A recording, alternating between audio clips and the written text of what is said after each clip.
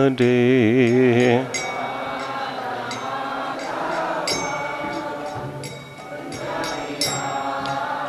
Jayo Radha Madhava Kunja Bihare.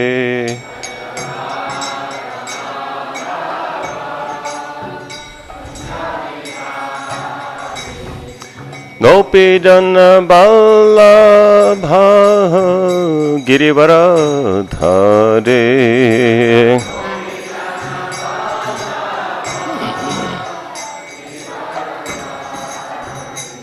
Gopi Jana Vallabha Girivaradhare.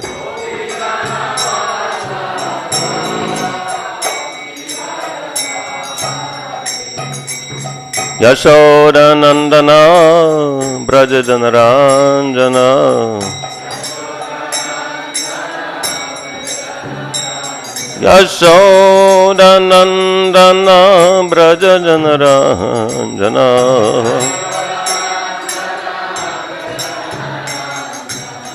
Yamuna Tira Banachare.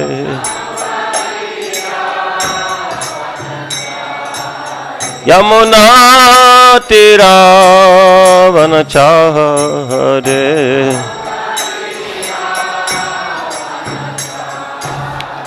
Jaya Radha Madhava Kunja Bihare.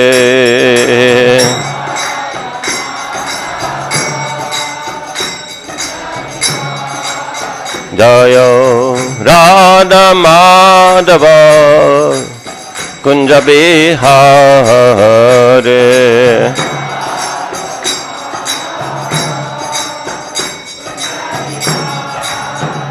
Jaya Radha Madhava Radha Madhava Radhe.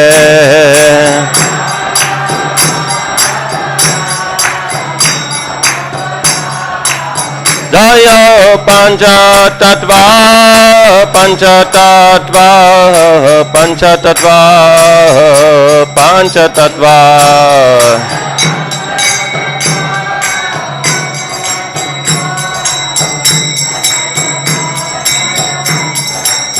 Prabhupada Prabhupada Prabhupada Jai Prabhupada.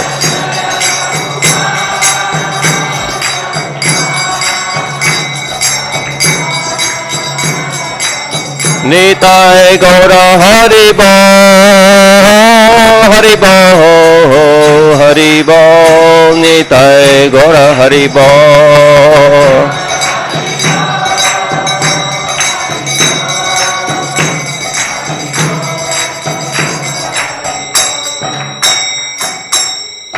Shri हरिनाम संकीर्तन याज्ञ की जय। श्री राधा माधव सखी वृंद गिरिराज गोवर्धन की जय। श्री गौरंग महाप्रभु की जय। श्री पंचतत्व की जय। श्री प्रहलाद नृसिंह देव की जय। ग्रंथराज श्रीमद् भागवतम की जय। श्रील प्रभुपाद की जय। इसको अमृतमन गुरु वृंद की जय। समवेत भक्त वृंद की जय। All glories to the assembled devotees. All glories to Sri Guru and Sri Gauranga.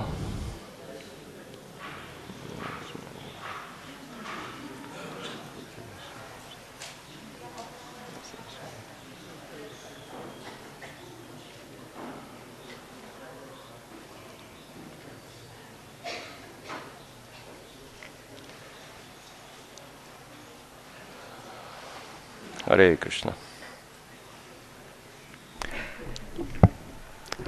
So we will continue with the 9th canto of Srimad Bhagavatam with the blessings of all the assembled Vaishnavas, starting with very senior Vaishnavas, Prabhupada disciples, sannyasis. We'll be reading from chapter 13, the dynasty of Maharaj Nimi, text 12. Om Agyantimirandasya Gyanandana Shalakaya Chakshuran Meditam Yana Tasmai Shri Gurave Namaha Shri Chaitanya Manobishtam Stapitam Yena Bhutale Swayam Rupa Kadamayam Dadati Swapadantikam Vanchakalpatarubhyascha Kripa Sindhu Bevacha Pachitanam Pavanepyo Vaishnavepyo Namo Namaha Shri Krishna Chaitanya Prabhu Nityananda Shri Advaita Gadadhar Shivasati Gaura Bhakta Vrinda Hare Krishna Krishna Krishna Hare Hare Hare Rama Rama Rama Hare Hare Budaya Mahatpriya Mahapuro Vibhur Nirmakshayate Yadamushu Purusha Mungtaganan Sadasa Sadasmaka Lankrishista Bhagavan Vachamsi Me Om Namo Bhagavate Vasudevaya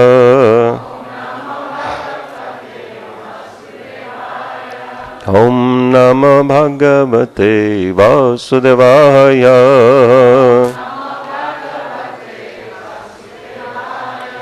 Om Namo Bhagavate Vasudevaya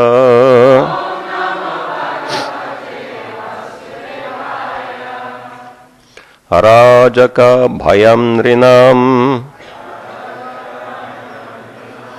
Arajaka Bhayam Nrinam Manyamana Maharshaya Manyamana Maharshaya Deham Mamantu Smanime Deham Mamantu Smanime Kumara Samajayata Kumara Samajayata Arajaka Bhayam Nrinam Manyamana Maharshaya Deham Mamantu Smanime Kumara Samajayata. Please.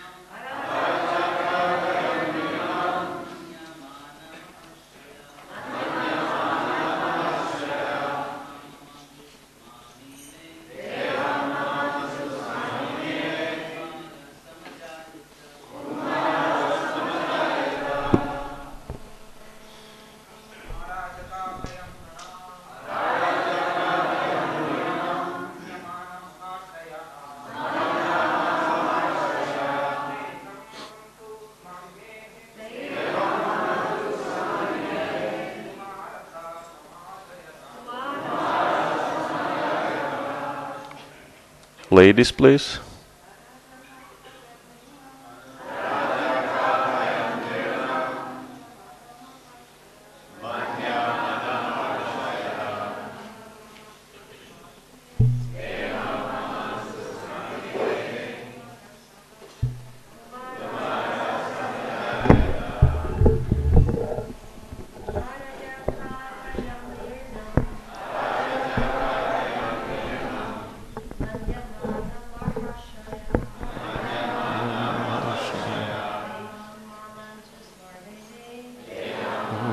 Smanime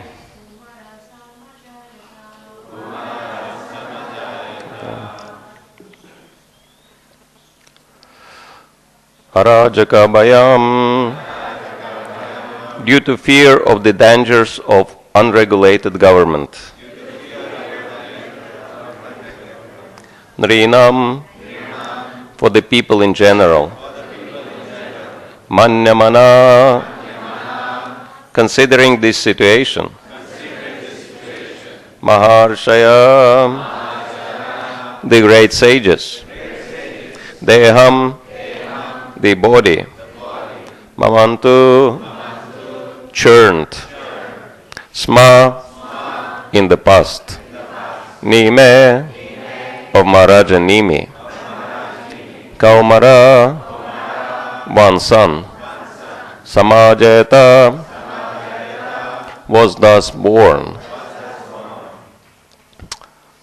Translation purported by His Divine Grace, A.C. Bhaktivedanta Swami, Srila Prabhupada Ki Jai. Thereafter, to save the people from the danger of unregulated government, the sages churned Maharaj Nimi's material body, from which, as a result, a son was born. Purport. Arajaka Bhayam. If the government is unsteady and unregulated, there is danger of fear for the people. At the present moment, this danger always exists because of government by the people. Here we can see that the great sages got a son from Nimi's material body. To guide the citizens properly, for such guidance is the duty of a Kshatriya king. A Kshatriya is one who saves the citizens from being injured. In the so-called people's government, there is no trained Kshatriya king. As soon as someone strong accumulates votes, he becomes the minister or president, without training from the learned Brahmanas, expert in the Shastras. Indeed, we see that in some countries the government changes from party to party, and therefore the men in charge of the government are more eager to protect their position than to see that the citizens are happy. The Vedic civilization prefers monarchy. People liked the government of Lord Ramachandra, the government of Maharaj Yudhishthir, and the government of Maharaj Parikshit, Maharaj Ambarish, and Maharaj Prahlad. There are so many instances of excellent government under a monarch. Gradually, the democratic government is becoming unfit for the needs of the people, and therefore some parties are trying to elect a dictator. A dictatorship is the same as a monarchy, but without a trained leader. Actually, people will be happy when a trained leader, whether a monarch or a dictator, takes control of the government and rules the people according to the standard regulations of the authorized scriptures. Arajaka bhayam narinam manyamana maharshaya deham mamantu smanime kumara samajayata. Thereafter, to save the people from the danger of an unregulated government, the sages churned Maharaj Nimi's material body, from which, as a result, a son was born. So this is another very interesting episode in Bhagavatam, which has political connotation. What to do when there is no qualified king? So the Brahmanas are producing the son by churning the King Nimi's body, material body,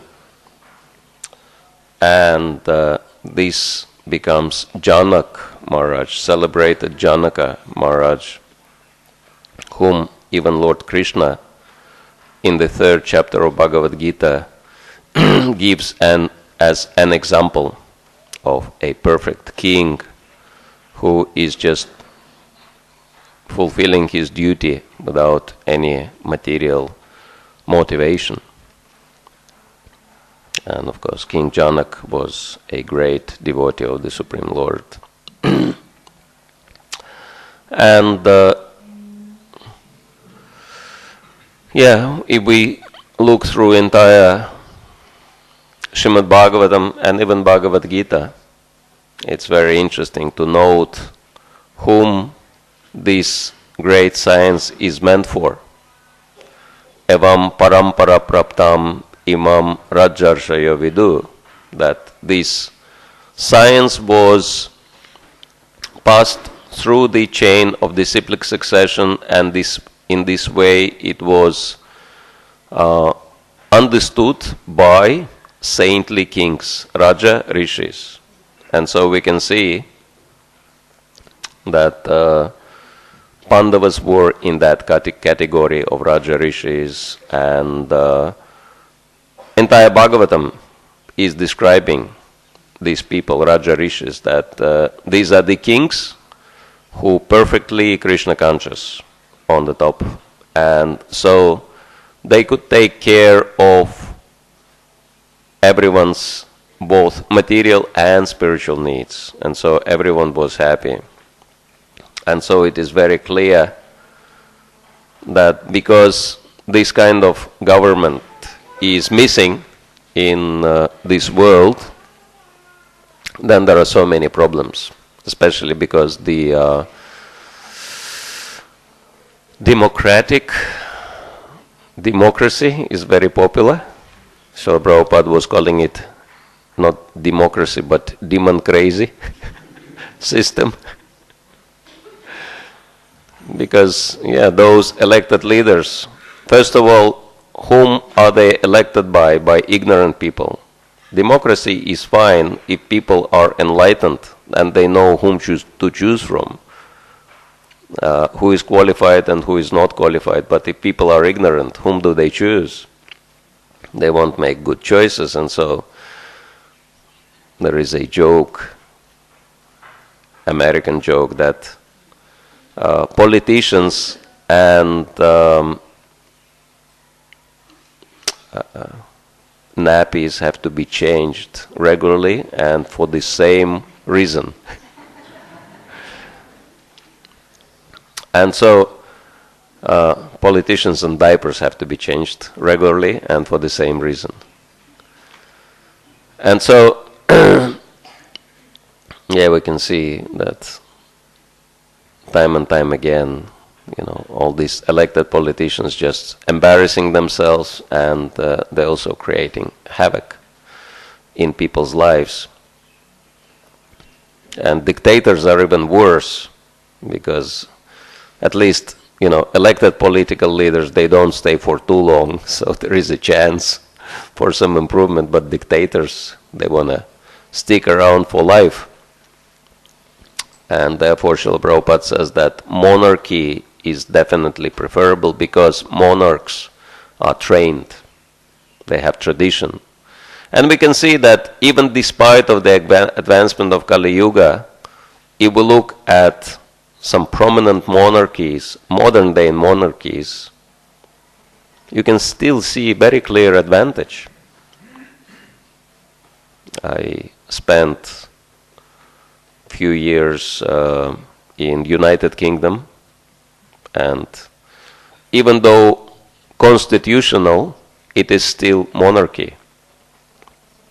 And you can see that there are so many benefits provided for people: free education, free medical services, and even if someone cannot, or in some cases doesn't want to work, still government is providing everyone. And we can see the same kind of scenario. Actually, Srila Prabhupada was very appreciative of British monarchy. He said, just look how these rulers are taking care of people. And he said, in Vedic times, people were similarly very well taken care of, but they were also looked after spiritually. So, of course, in Kali Yuga, the best you can get is material care, not so much spiritual care. And yes, this is very important. Another interesting example is Thailand, where the kings traditionally, they claim to be the followers of Ram, Lord Ramachandra, and so they call themselves, I'm not sure, I think presently there is Ram the 10th is in power. And so It's interesting that in the time of economic recession, so many countries suffered, but Thailand was one of the very few countries which was absolutely unaffected by any recession.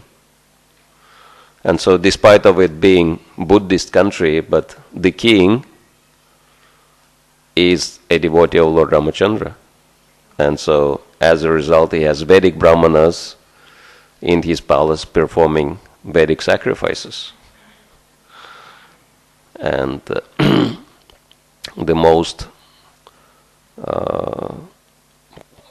popular book he wrote was to glorify King Janaka's life example as a perfect king. And so, and we can see that if rulers are monarchs, and especially if they are Krishna conscious, and then there is so much benefit, because they understand where the benefits are coming from. Luckily, in India right now, the ruler, well, the prime minister, is connected to the devotees, and he is taking regular guidance by the devotees, and therefore he is doing a lot of devotional work. And for example, a new position has been established in many states because one of the programs of the prime minister was to protect cows, increase cow protection.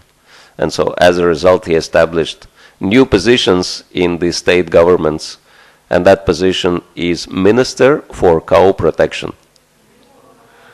And in Hindi, it's called Gopal. So it's like, what's your position in the government? What's your service in the government? I'm Gopal. Rajasthan and few other states, they are Gopals now.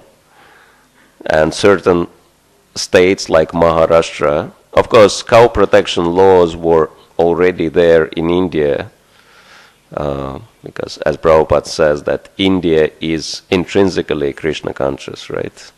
So it's very interesting that I came across one article which explains how meat consumption increases or decreases in the world. And this article basically shows that meat consumption increases pretty much everywhere, despite of the popularity of vegan movements and all. And the only country which is resistant to the increase of meat consumption, guess which country is that? It is India. Yeah, so still, despite of the influence of Kali Yuga, India is still holding on to Dharma, to the values. And so that's why Prabhupada wanted to invest so much into this country to make sure that people are supported in doing the right thing and they are not confused in their attempts to imitate West, but rather have their own dignity. I think this is one of the greatest gifts Srila Prabhupada gave to the world. He gave Indians their dignity back. Otherwise, Indians were thinking, oh, we're the third world country and we're backwards and we have to, follow the West. But then Srila Prabhupada explained to Indians, no, that you have something which nobody has on the planet. You have the most important, the most valuable thing, which is Krishna consciousness. And so, and there is so much good work has been done already by the government, because this government is open to advice and counsel from the devotees, from ISKCON devotees. For example, Chief Minister of Uttar Pradesh, funny enough, is a sannyasi. It's so funny that in Kali Yuga, in the absence of qualified Kshatriyas, Brahmanas and Sannyasis have to fill the positions. And so he's the chief priest of Gorakhpur temple, famous Gorakhpur temple. And despite of being Shaivite, Shiva follower, he's very friendly to the devotees, and because he understands that Dharma is the same regardless of the, denomination. And he likes the devotees, he works with the devotees, and now he's doing a lot of improvement in the holy places, investing massive amounts of funding into developing holy places. And those of you who have been recently at Govardhan probably noticed, now you don't have to, go over, walk bare feet over all these sharp stones and pebbles and injure your feet. It's all covered with soft, nice sand. And there are so many improvements. And so he's investing massive amounts of funding into Vrindavan and many other holy places like Ayodhya. And his motivation is that foreigners like us, they take a lot of interest in holy places. So let's increase, I think he calls it spiritual tourism, because so many foreign people, they want to go to the holy places. So it's good for our economy, which is true. I mean, ISKCON is, giving such an upliftment for the entire area around here, because so many local people getting, varieties of jobs and engagements and so, and they're getting very well paid. So their prosperity is increasing because Radha Madhava is here, because Madhav is the husband of goddess of fortune, right? And Srimati Radharani is the original goddess of fortune, so they bring prosperity to everybody around. And so it is very clear how it benefits, even economically, even materially it benefits, what to speak of spiritual benefit. And therefore this kind of sincere political leaders, they understand the value of working with devotees, and they gladly do so. And we can see there are massive changes in many, many places due to the sacrifice Srila Prabhupada went through single-handedly to promote Krishna consciousness movement, and of course he had to struggle so much. His original, Srila Prabhupada is really remarkable personality, because his thinking is completely counterintuitive, right? That he was trying to fulfill the instruction of his spiritual master to preach Krishna consciousness in English language, so he was trying, and first he tried in India, as we know. And after long effort, he finally got some local success in Jhansi, right? And it seemed to be developing quite nicely, but then due to local politics he lost the temple, so basically he failed locally, right?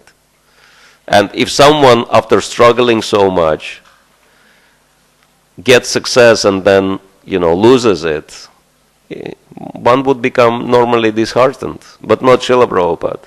What was Srila Prabhupada's logic? I failed locally, let me try now nationally. So instead of preaching to, anyone and everyone, he started preaching to political leaders, connecting with, what's his name, Bahadur, Lal Shastri, and other political leaders, preaching to them, writing letters to Gandhi, etc. Was getting kind of appreciation, but, it dwindled after a while. He also failed to influence them as well. Gandhi never responded to his letter, in which he was actually warning him of the, assassination danger. If Gandhi would listen to him, probably he could survive. But he never took it seriously. We don't even know if the letter was ever delivered to him. And so, basically, he failed nationally as well. And so, after second failure, normal, ordinary person would get completely discouraged. But Srila Prabhupada's logic was, okay, I failed locally, I failed nationally, let me go internationally. And as we know, he succeeded. And in my humble opinion, it happened because Krishna didn't want him to waste time with small things. He wanted to give Srila Prabhupada the whole planet, so he prevented him from becoming successful on small scale. But when he went for the bigger scale, he succeeded, as we know, very impressively. But it didn't come easy. Nothing came easy in his life. And it was only last 10 years he enjoyed success, but even then he had to struggle so much with immature leadership and so many problems. And so, but it's very interesting that he had much greater goal. Even what he achieved, he had much greater vision. And it's very clear from the very first purpose of ISKCON, which is so global, so unbelievable that even for us now, so many years later, it's hard to imagine how do we achieve it, even though the circumstances are so much better. And again, this first purpose is to systematically propagate spiritual knowledge to society at large and teach all peoples, not just people, but peoples, all nations, the techniques of spiritual life in order to check the imbalance of values in life and achieve real unity and peace in the world. I mean, real unity and peace in Kali Yuga. It's unimaginable, but this is what Srila Prabhupada was striving for. And therefore, towards the end of his manifested pastimes on this planet, he said, of course, we glorify him as a remarkable achiever. Even CNN singled him as one of the 10 greatest achievers in the category of late starters of the 20th century. Right? Because in last 11 years of his life, he achieved amazing results. So, we're glorifying Srila Prabhupada. Even CNN is glorifying Srila Prabhupada. So many people are glorifying him. But what was his comment? He said, I only achieved half of my mission. And another half is to establish Varnashram Dharma. And so, of course, he was very much insisting on simple living, that devotees go to the farm communities and live there. Devotees are trying to do that for so many years, not much success, because my conclusion is that it's pretty hard to make farmers out of city dwellers. And so my realization is that we would be much more successful if we make, that it's very hard to make devotees into farmers, but it's quite easy to make farmers into devotees. So, and Prabhupada was saying that 90% of Krishna consciousness is common sense. And I'm waiting for the day when common sense will finally prevail. And we'll start, doing things in a natural way. as they're supposed to be. Because farmers are very simple people. And they tend to be much less spoiled than people in the city. So,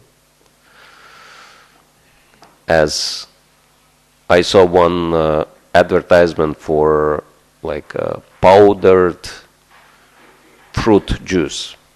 They came up with such thing that, you know, they give you fruit juice powder and they say just add water. You know, just take one sachet of this powder and just add water, you'll have juice. So their slogan was just add water, or simply add water. And so our slogan in Krishna consciousness is simply add Krishna. Everything is already there. The entire social structure is there. We just need to add Krishna to the picture and everything will be perfect. Rather than, as they say, inventing the bicycle, inventing the wheel, reinventing the wheel. You know, that we've noticed with few devotees that this tendency in our society is extremely strong to reinvent the wheel. That whenever we come across some problem, we start thinking very, very hard how to solve this problem, because we are devotees, right? And the problems we face, nobody ever faced these problems historically on the planet. We are the first ones, right? And therefore we have to come up with our original solution, right? But mostly devotees just don't look around. They just don't look for, as it says, the bright spots. That, you know, the kind of problems we struggle with, they are not unique. They are very typical problems for any religious institution.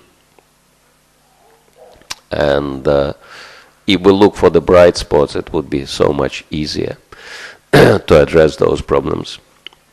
And so, but it's really important for all of us to understand, because Srila Prabhupada speaks so much about it, about social spiritual structure. And so we can understand that he didn't come and sacrificed so much, actually sacrificed his own life, as he told one of his senior assistants before leaving the body that he would live much longer if he would not have to perform so many hardships trying to establish Krishna consciousness. As we know, Srila Prabhupada sacrificed even his sleep for the sake of, you know, making sure that he publishes the main books to leave this very important legacy behind. As Prabhupada was saying, that the best of me is in my books. And traveling so much, 14 round the world tours in just 11 years. That takes toll on the body, especially after 70, we can imagine. And taking so much hardships, because he had to deal with many problems, and these problems were so bad that many of Prabhupada's disciples, they don't want to even talk about those problems which were there. And before Srila Prabhupada started the movement, he had to face such a severe difficulties that even he didn't want to talk about them to his disciples. And so, taking all this into consideration, we can understand that it is true that Prabhupada said, I reduced my lifespan by at least 10 years by taking all these hardships. And we can understand that it is true because many of his god brothers, they lived much, much longer. Like few of them, they lived over 100 years. And so Prabhupada left this planet when he was little bit over 80, which is, like for someone of his background, having zero, like Prabhupada said, he never performed one sinful activity in his lifetime, and he never forgot Krishna. So for this kind of personality, he didn't live long. His lifespan was not long enough. And so he basically sacrificed even his life for the sake of establishing Krishna consciousness. But it would be very funny to think that he sacrificed himself just to add one more religious organization to the long, long list already existing religious groups. Okay, there are these religious group, that religious group. Okay, there is also ISKCON Hare Krishna religious group. No, he didn't come for that. He came for the whole planet. And as many Prabhupada disciples share, in the early days it was very clear that we are taking on the whole world. We're not just trying to convert few Hindus into Hare Krishnas or few people who have nothing better to do in life, few youngsters, or the whole world has to become Krishna conscious, and therefore this is real Varnashram. This is the bigger picture, as it is depicted in the entire Bhagavatam, that Varnashram means heads of the states, living their lives according to the principles of Krishna consciousness and promoting these principles, establishing these principles to everybody. And so Srila Prabhupada was very, very clear about this point. In the end of the 17th chapter of the first canto, which is Punishment and Reward of Kali, in the very end of the purport, he says the following. He says,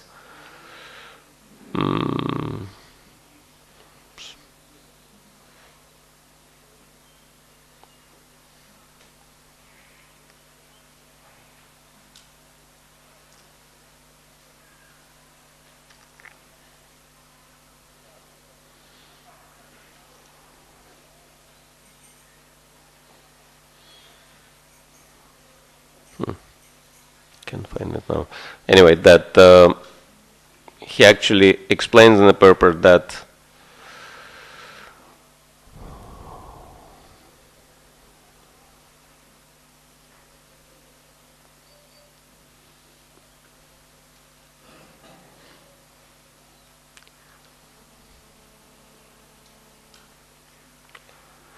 no one can get success in terms of spiritual promoting principles of the spiritual life without the government support. He says that Brahmanas and Kshatriyas are meant to work together and help each other, which is illustrated through entire Bhagavatam. And without the support of the government, there is no chance for real growth. And then he gives this famous example of Maharaja Ashoka, who established Buddhism with his influence. And so we can understand that exactly same thing is, on 1745. Yeah. Here we go. In other words, without state support or without government support, right? No doctrines or philosophy or religious principles can progressively advance. there should be complete cooperation between the Brahmanas and the Kshatriyas for this common good. Even up to Maharaj Ashoka, the same spirit was prevailing. Lord Buddha was sufficiently supported by King Ashoka, and thus his particular cult of knowledge was spread all over the world. So this is the missing bit.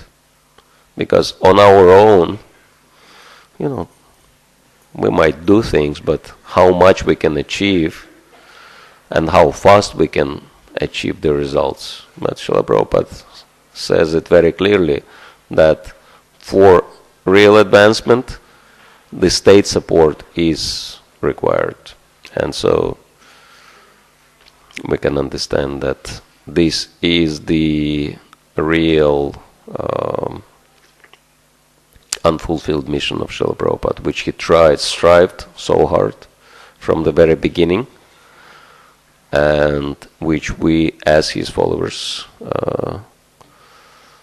should be interested in helping. And of course those who are qualified, those of the devotees who are professional in the field and who can do something, should do it, and others should be helping them to achieve that goal.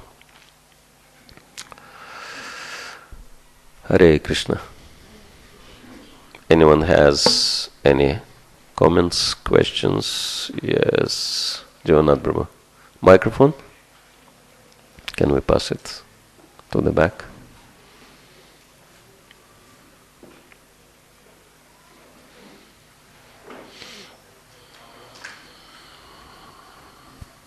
There we go. Hare Krishna.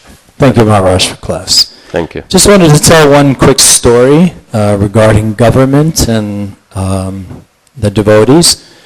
I was recently in Kanai Vashala, which is in Jharkhand, and there the government has given 105 million rupees for development of the ISKCON temple. Wow. It's amazing. It's amazing. The temple itself is beautiful. It's a very special place. Read Chaitanya Charitamrita to find out why. And the government acknowledged that this temple could be a spiritual attraction for the government there. So they've given this 105 million rupees to develop a ghat, because the temple actually overlooks the Ganges.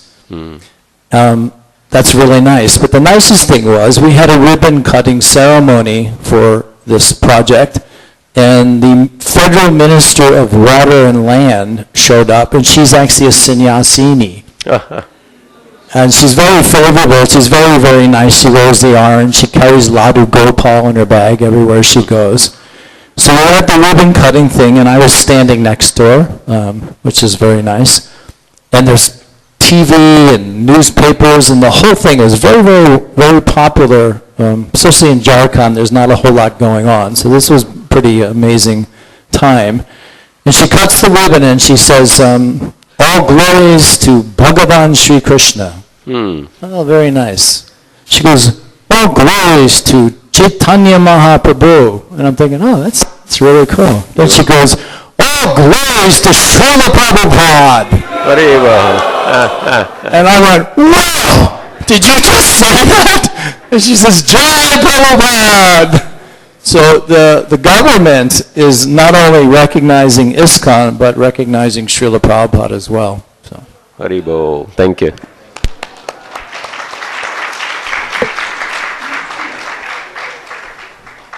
Yeah, wonderful example. We need more of those. And not just in India, but all over the world. I'm sure that these wonderful results came with some hard work of some devotees who made it possible. And so it's really important that all of us try to do something in that direction. Somebody else? Yes.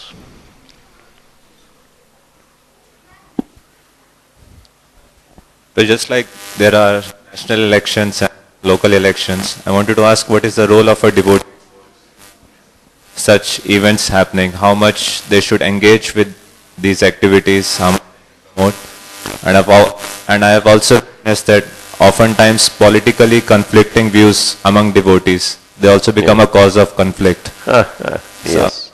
So, Well, Sadhus or devotees, traditionally they're meant to be nirapeksha, neutral.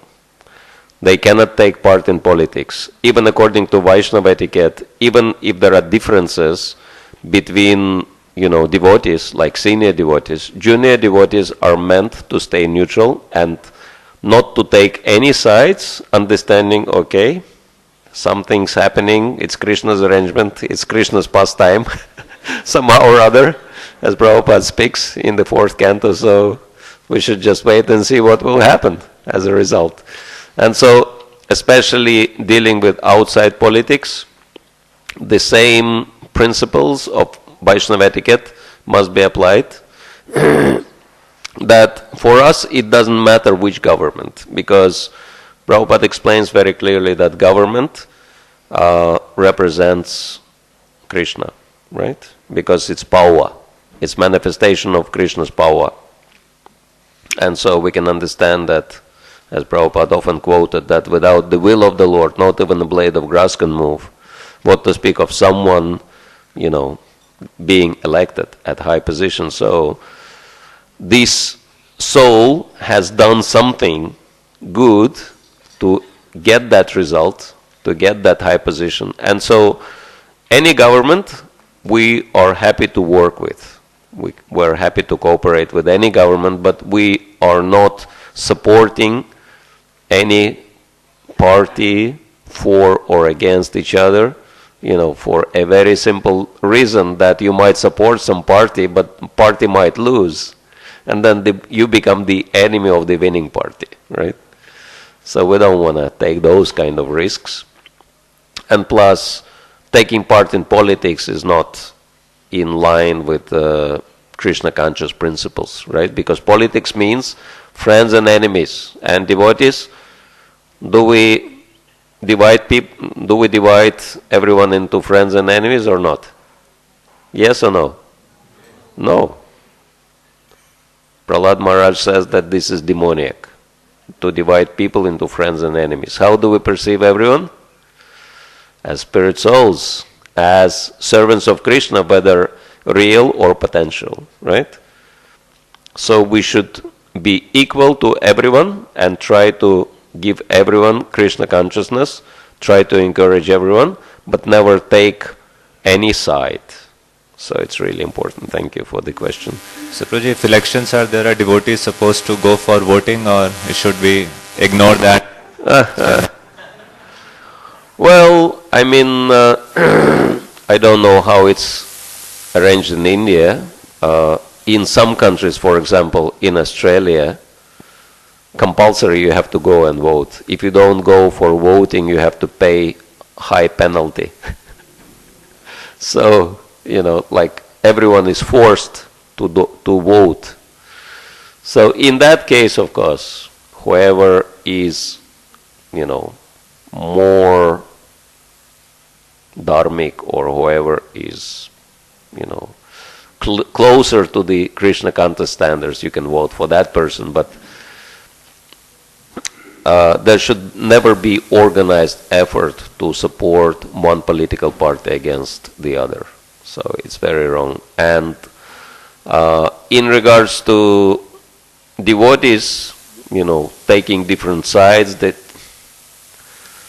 it's just immaturity, because devotees, they don't understand that it's all part of Krishna's plan. So we should not take sides. We should not take part in politics.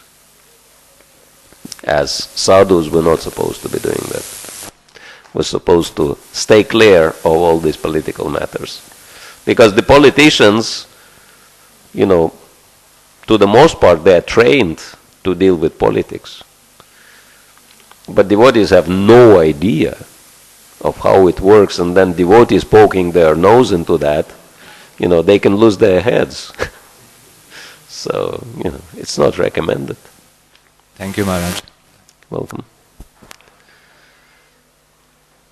Of course, if some devotee is trained politician, then he can act in the field, but not others. Yes. So when it comes to dharma and adharma, can you stay in election? Can you be religious and Can you please speak louder? I'm saying when you say devotee has to be neutral. Neutral, yes. So when it's a question of dharma and adharma, then devotee can stay nirapaksha, like neutral? Well, everyone has swadharma. Everyone has one's dharma. And so, Kshatriya dharma is different from Brahmana dharma. And Vaishya dharma is different from Shudra dharma, for example. And so, it really is important that when we speak about dharma, the principles of dharma are all the same. Satya, Daya, Tapashuchi, right?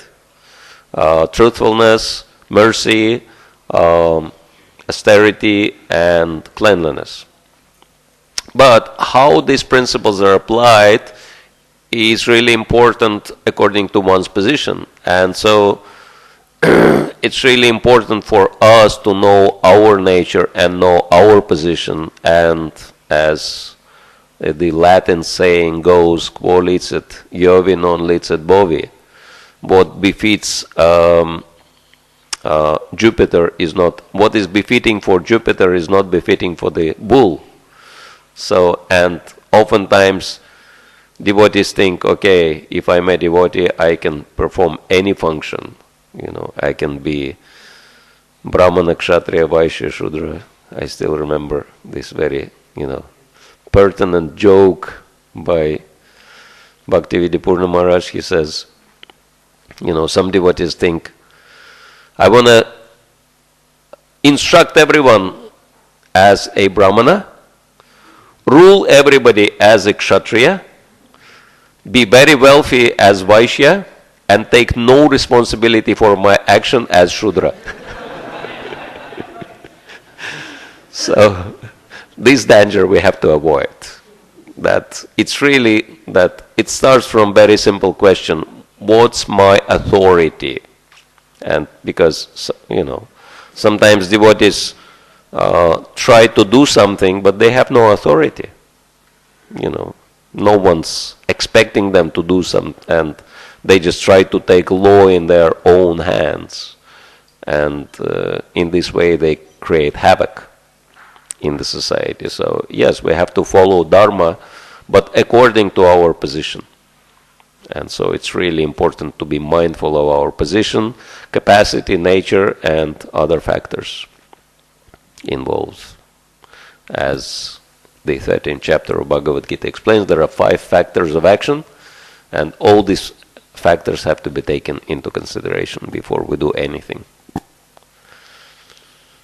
Thank you. Hare Krishna. Yes, please. Hare Krishna Maharaj. Thank you. I was just thinking that it seems to me that the more religious people are, the better citizens they would be. Right? Because with religion comes higher values of life, which would seem to make society run more smoothly. So why is it that the government doesn't support religious practice? Well, yes, this is a very good question. The problem is there are so many religions, and so if government will support one religion, then everybody else will come complaining why you support this particular religious group against others. So their only solution is to be neutral. Okay, we are secular. We're not supporting any religion because, it's the same like supporting one party against the other. You become enemy of everybody else. But it is very important that Srila Prabhupada explains many, many times in his books that it's not the matter of religious affiliation. It's the matter of consciousness and having qualities and having principles in life. This is what Krishna consciousness means. That it's very interesting that when Srila Prabhupada was asked, how do we recognize that someone is your disciple or someone is your follower, right? That he didn't say, oh, you can recognize my disciples because they wear dhotis and saris. Oh, that you can recognize them because they put tilak on their foreheads. Or you can recognize them because they chant Hare Krishna. He didn't say any of these things. What did he say? How can we recognize that someone is a perfect follower of Srila Prabhupada? Gentleman, yes. So Prabhupada was talking about consciousness. He was not talking about external things. Because so many people wear dhotis and saris, especially in India. So many people put tilaks on their heads. And so many people chant Hare Krishna, having cigarette breaks, and all kinds of things are happening. So, and even chanting Hare Krishna and eating meat, that's also happening. So, qualities and consciousness, that's really important. And if we understand that Krishna consciousness is above and beyond any religious boundaries, and there are perfect Krishna conscious people can be found in any tradition. That Jayadev Prabhu from London, he shared one interesting story how his daughter, and she's a famous singer, kirtan singer, Gaurangi, and they were distributing books in UK somewhere, and she rang the bell in one house, and then one very old lady came out, and she could hardly see, that she had a impaired eyesight, and she was asking, what is it that you are selling? And she said, we have these spiritual books, and if you like to take one and give a donation. And then she said, okay, let me look at these books, see these books. And then Gaurangi saw that in her front room there is a big picture of Lord Jesus with, like holding a lamp, lit lamp in his palms, like lighting the path for everybody. And she appreciated that. She said, oh, you're worshipping Lord Jesus, you're Christian. And she said, yes, I do that for many years. He is guiding me through my life. And Gaurangi said, this is very nice. And then this lady said, yes, 30 years ago, he told me that I should quit smoking. I had to stop smoking. Gaurangi says, well, this is even better. And she says, yes, and 20 years ago, he told me to stop eating meat. I stopped eating meat also. So I'm vegetarian for the past 20 years. Gaurangi becomes even more surprised. And then this lady takes book into her hands, and she says, and she can hardly see. And she says, oh, this is Blue Boy. And Gaurangi becomes surprised. She said, how do you know? And then she points at Jesus, and she said, yes, he showed me Blue Boy as well. I'll take these books. So we can see a Christian having no idea what Krishna consciousness is, but very sincerely worshipping Jesus Christ, and Jesus Christ brings her to Krishna. So that's why Prabhupada said it doesn't matter which tradition you follow, as long as you follow sincerely, you will come to Krishna. All right. So we'll stop here. Thank you all very much. Grantaraj Srimad Bhagavatam ki jai. Shri Prabhupada ki jai. Gaur Premanande.